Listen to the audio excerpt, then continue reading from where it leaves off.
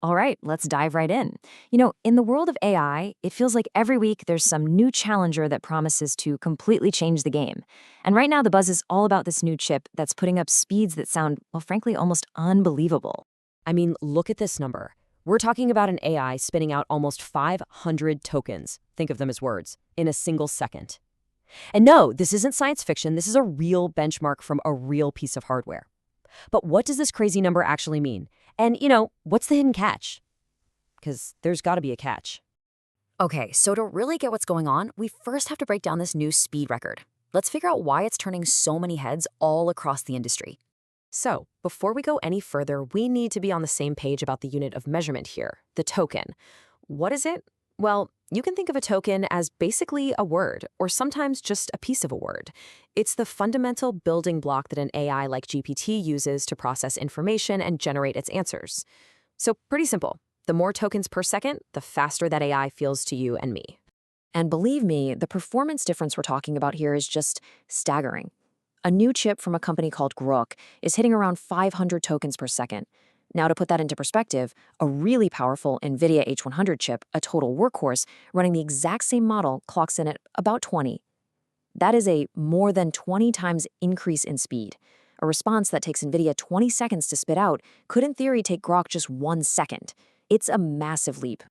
So all of this incredible speed, it naturally leads to the one obvious question that I'm sure you're already thinking. Yep, that's the one.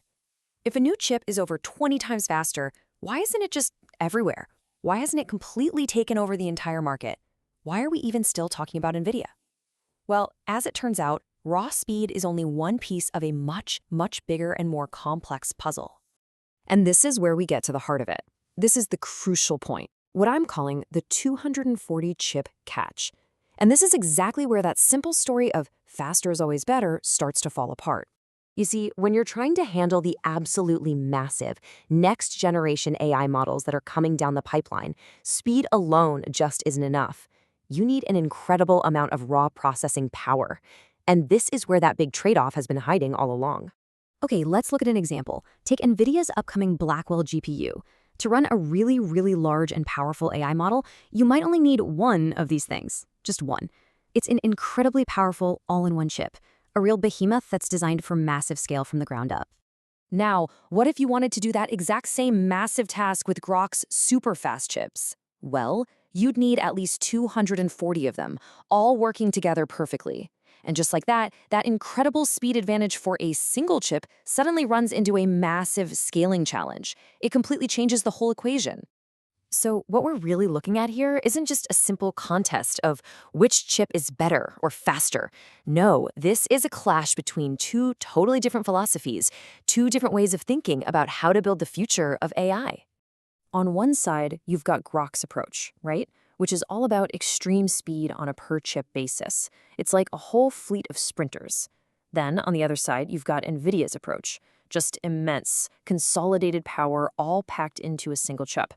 That's your powerhouse marathon runner. They're both trying to get to the same finish line, but they're coming at it from completely opposite directions. Maybe the best analogy I've heard for this is it's like comparing a single massive freight truck to a fleet of 240 incredibly fast go-karts. The freight truck can carry a huge, heavy load all at once. The go-karts, they can deliver a whole bunch of small packages super, super quickly. Which one is better?